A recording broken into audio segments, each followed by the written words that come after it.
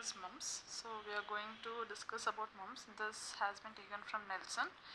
So here we can see that mumps, it's a self-limited infection, and it's caused by, the etiology is, it's caused by viruses, that single-stranded RNA viruses, that is Paramyxoviridae.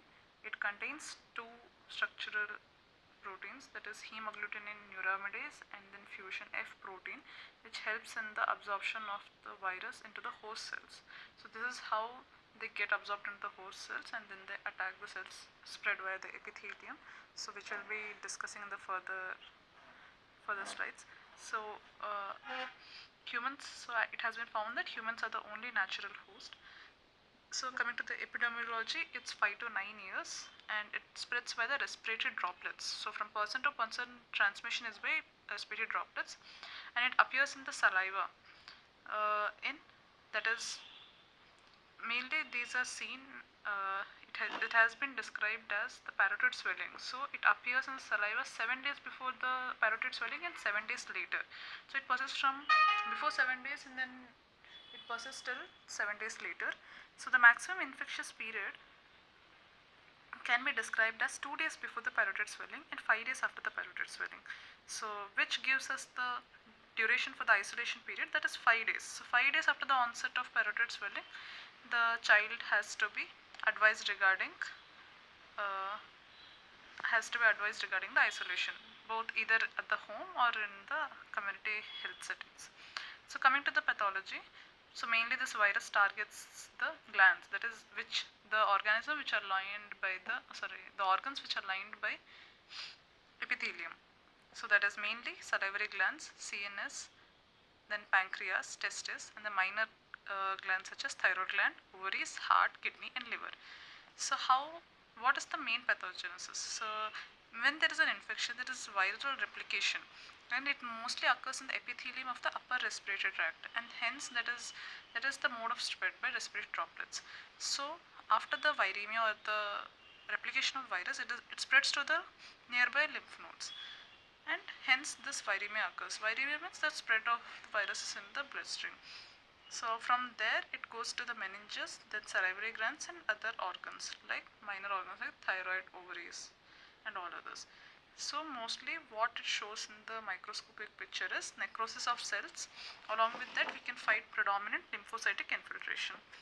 Clinical features are, the prodrome usually starts from 2 days, which presents as fever, headache, vomiting, malaise, and then myalgia.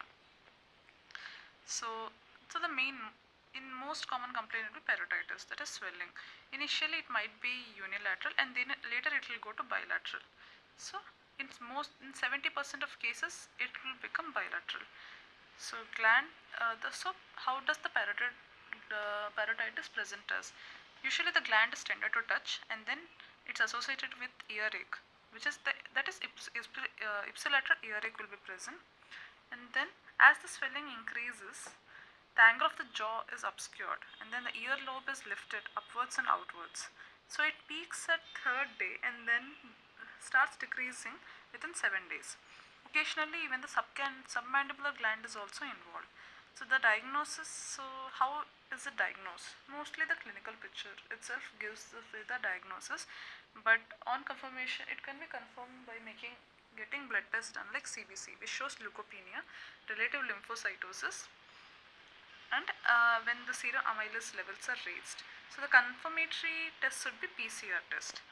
So according to the standard textbooks, it's given a significant increase in serum mumps IgG levels between acute and convalescent serum specimens as detected by complement fixation, utilization, hemagglutination, or enzyme immunoassay test establishes the diagnosis.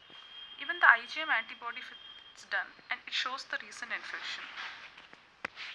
These are the things, but in our normal general setup, we mostly rely on the clinical picture. And then, so sometimes even the non-infectious causes can also present as parotitis. So what would be the differential diagnosis? That it is not necessary that only the paramyxoviruses or the mumps virus are present as mumps for parotitis. It could be caused by other viruses like parainfluenza 1 and 3, influenza A virus, cytomegalovirus, Epstein-Barr virus, enterovirus, lymphocytic choriomeningitis virus, and HIV. Sometimes purulent parotitis is also seen, which is caused by Staph aureus, and it is mostly unilateral, but in these cases it could result in bilateral. Like in mumps, we see that there will be 70% bilateral involvement. Sometimes it could be non-infectious causes, like it might cause obstruction of the stent center, collagen vascular diseases such as Sjogren syndrome, systemic lupus erythematosus, immunological disease, tumor, and drugs. Complications. So coming to the complication, the most common complication is meningitis with or without encephalitis, followed by gonadal involvement, that is orchitis and hooferitis. And then rare or uncommon complications could be conjunctivitis, optic neuritis, pneumonia, nephritis, pancreatitis, mastitis, thrombocytopenia. Then meningitis. Coming to meningitis,